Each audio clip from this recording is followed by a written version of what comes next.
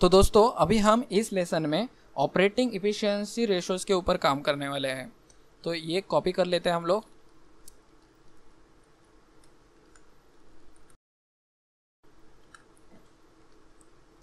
इधर हम लोगों ने कॉपी कर लिया है, इसको हम लोगों को बॉर्डर देनी ज़रूरी है।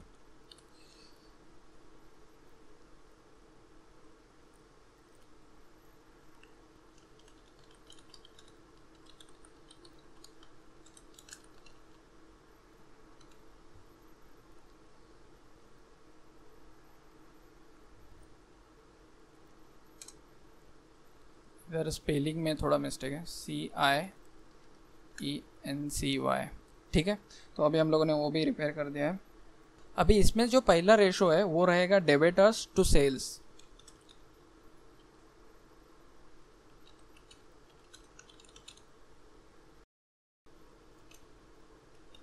जिधर भी हम लोग परसेंटेज कैलकुलेट करते हैं उधर हम लोग ब्रैकेट में परसेंटेज लिख रहे हैं।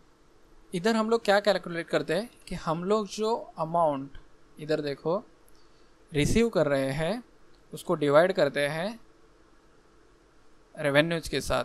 ये रेवेन्यूज ऊपर का लेना है, इधर का अदर इनकम नहीं लेना है। एंटर, इसके परसेंटेज हम लोग निकालेंगे। तो क्या कर रहे हैं हम लोग, 5% अमाउंट जो है रेवेन्यू में से वो हमारी बच रही है सेलर्स के पास, यानी जो जिनको हम लोगों ने प्रोडक्ट दिया है उनके पास से 5% अमाउंट आनी बाकी है।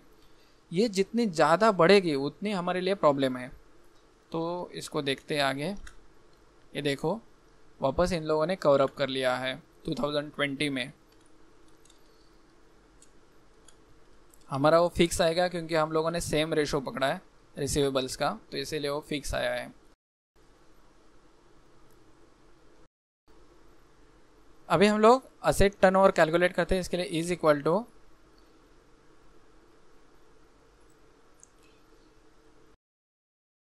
आपका टर्नओवर लेना है यानी कि रेवेन्यूज लेना है, डिवाइड असेट्स करना है। एंटर। तो ये आ गया है, इसको हम लोग कंट्रोल R कर देते हैं, कॉपी।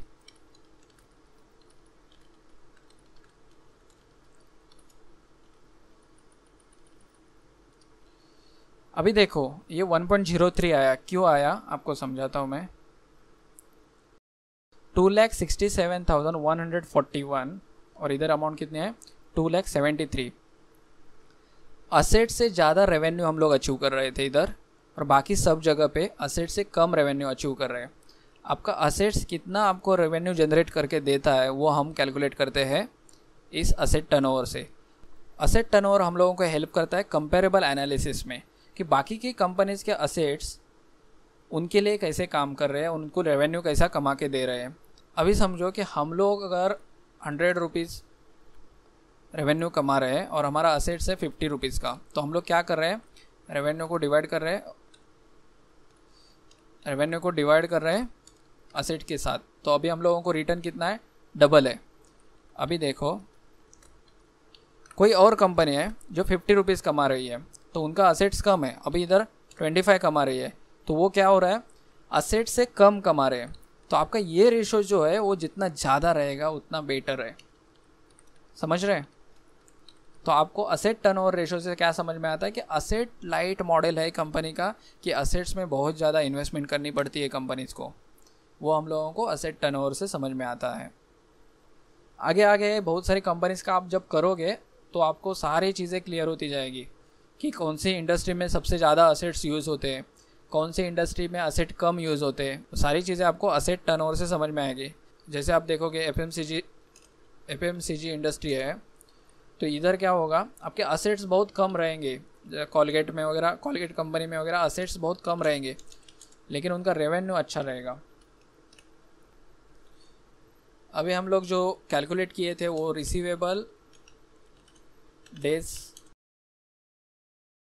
उसके बाद हम लोगों ने कैलकुलेट किया था इन्वेंटरी डेज,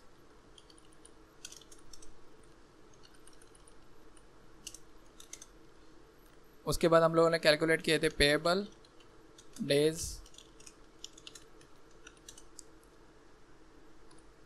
और इन सब के बाद हमें आएगी कैश कन्वर्जन साइकिल।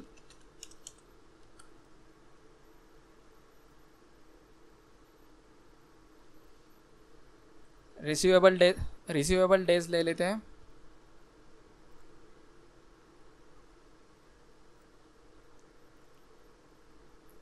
इधर है 18, ठीक है। Inventory days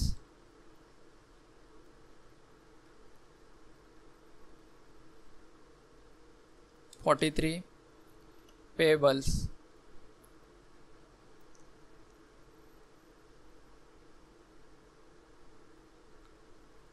76।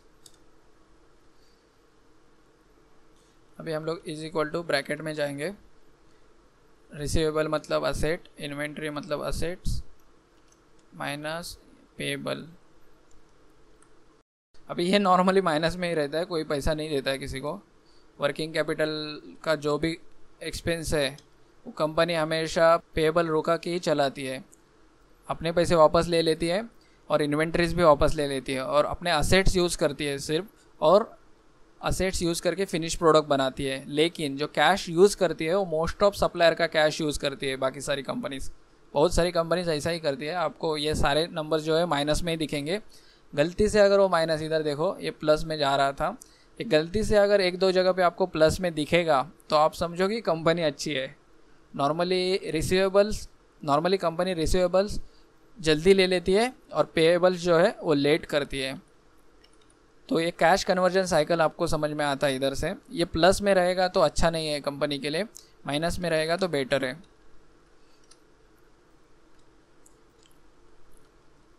सबको कॉपी करते हैं, पेस्ट, कंट्रोल आर। ये नंबर्स पूरे सेम आएंगे क्योंकि हम लोगों ने ये सब अजम्पशंस किए हुए नंबर्स हैं। तो लेकिन हमारे अजम्पशंस किए हुए नंबर्स देखो, इधर हम लोगों ने -24, इधर थोड़ा बेटर लिया है हम लोगों ने। तो हमारे जो नंबर्स है वो ख़राब नहीं होने चाहिए, अजूम किए हुए नंबर्स। अभी देखो इधर 22 डेज़ है, मोस्ट ऑफ 22 डेज़ हम लोगों ने भी इधर कंसिडर किया है। इन्वेंट्रीज भी 50-50 के बीच में चल रही है, 50 ही हम लोगों ने कंसिडर किया है। और पेएबल्स भी हम लोगों ने ओके टाइप में कंसिडर किए हैं, बहुत ज़्यादा किए नहीं, बहुत कम किए नहीं है। 87 है, इधर भी आप देख सकते हो उनके नॉर्मल ही चल रहे हैं, ठीक है। तो उसी की वजह से हमारा कैश कन्वर्जन साइकिल जो है वो अच्छा है। ये जब हम बाकी कंपनी के साथ कंपेयर करेंगे तो हम लोगों को सब पता चलेगी कंपनीज कैसे काम कर रही है। तो अभी हम लोगों ने इस लेसन में ऑपरेटिंग इफिशिएंसी रेशोज़ देखे हैं। इस रेशो से हमें क्या पता चलता है कंपनी इफिशिएंटली कैसे काम कर रही है। इसमें से सबसे बढ़िया जो रेशो था वो था असेट वाला, असेट टर्नओवर वाला, और डेबिटर्स टू सेल, ठीक है। कंपनी कितनी कैश पेंडिंग रखती है सप्लायर के पास, ये हम लोगों को इधर से समझ में आता है। और इधर से हम लोग असेट कितने यूज़ करके रेवेन्यू कितना जनरेट कर रही है वो हमें इधर से पता चलता है। और बाकी के सारे जो चीज़ें हैं वो हम बाकी के कंपनी के साथ कंपेयर कर सकते हैं, ठीक है। तो अभी हम लोगों ने इस लेसन में ऑपरेटिंग एफिशिएंसी रेशोज समझा है। तो चलो मिलते हैं नेक्स्ट लेसन में।